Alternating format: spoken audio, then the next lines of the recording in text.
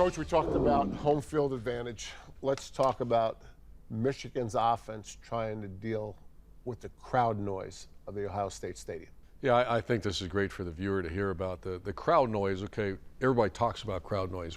First of all, what is it? It's the crowd being too loud that you can't communicate. So the obvious, there's two things that the crowd noise as an opponent is the problem. Number one is communication, and that's obvious. I mean, you simply can't hear, and I'm not just talking about offense.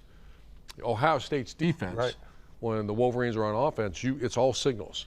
But you know what? Signals nowadays, it's not that big a deal. A lot of teams use them anyways. So I don't, communication I think is fine. The number one reason, so communication is number one.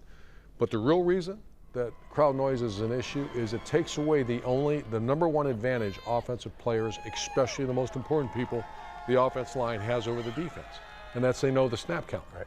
That's gone.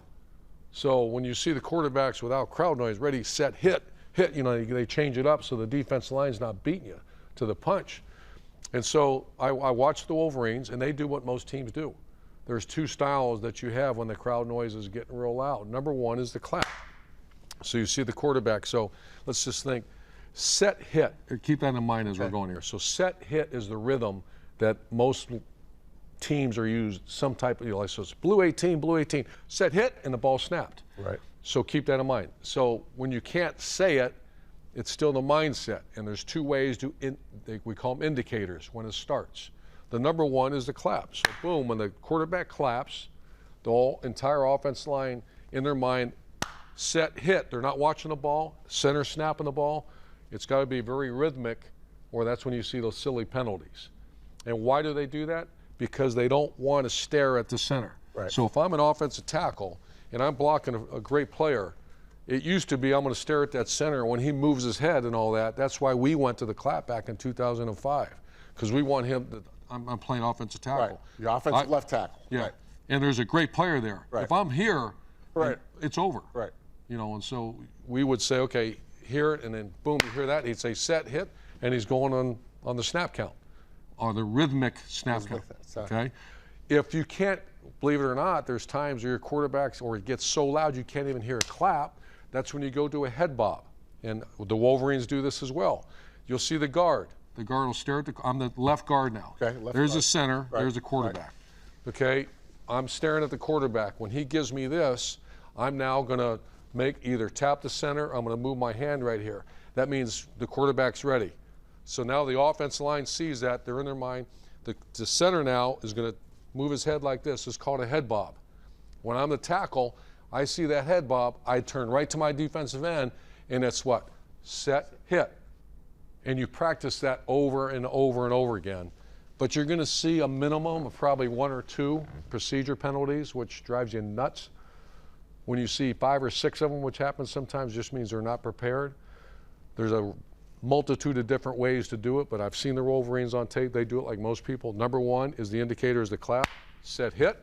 The other one's the head bob by the center, set, hit. You have to be good at it, but once again, the defense is practicing that all week too. Right. So they're going on the head bob. Right. They're going on the clap. Sometimes you'll see the quarterback fake clap, and they're trying to get the defense, right, but that's, you know, That's like what the long count used to be. Yeah, right, that's right, that's right. And for the viewer, yes, communication's important, but you know what, Jerry, everyone signals nowadays. I don't communicate, it's the ready, set, hit. Right. If the defensive line, you take away, you negate the advantage of the offense line knowing what the snap count is. To me, that's the problem with crowd noise. Let's boil it down to a couple questions. What does Ohio State have to do to win the game? Number one, not turn over the ball, no chance. And number two, have somewhat balance in your offense. You know, don't turn this into throw the ball 50 times a game.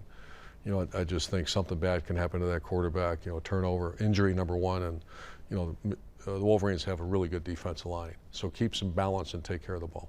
If they do that, they have a great chance to win the game. And what does Michigan have to do to win the game? They're going to have to connect downfield. You know, that's not a maybe, Jerry. That's in this game. This is 2 top 4 teams in America. There has to. I always go back to balance.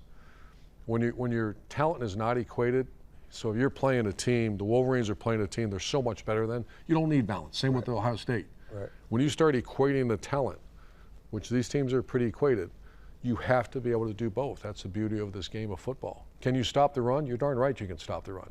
Can you stop the pass? Yeah, you can stop the pass. Can you stop both? No. If there's balance, the team that's balanced wins this game.